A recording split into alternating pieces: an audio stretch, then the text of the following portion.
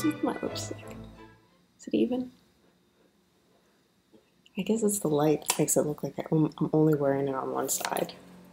It's like Two-Face business. Are you looking to change something this year? That's exciting.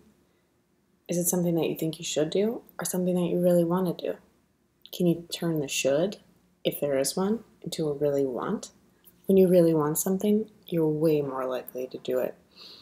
Avoiding things is not a huge motivator. So if you are avoiding feeling sick or tired, it's not the same as going towards being really excited about life. Find your positive manifestation of the thing you're trying to change and put that in the distance. Also, take the deadline off. Time's a construct for this reality anyhow. Forget it. If you really want the thing, it doesn't matter how long it takes. Worry more about what you're doing today.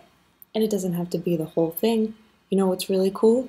Really tiny steps. If there's something you want to do the tiniest step towards it.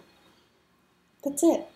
Let's say maybe you want to take French lessons. Put a tab on your Google Chrome workbook or your Google Chrome sheet, and that's it. Maybe tomorrow you'll type French classes near me. Maybe the next day you'll click on one of the links. The last thing, experiment. Give yourself freedom to fuck it all up, because maybe the first way you try worked for somebody else, but that's not what would work for you.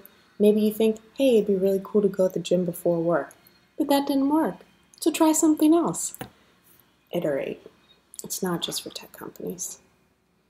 If you have any questions, let me know.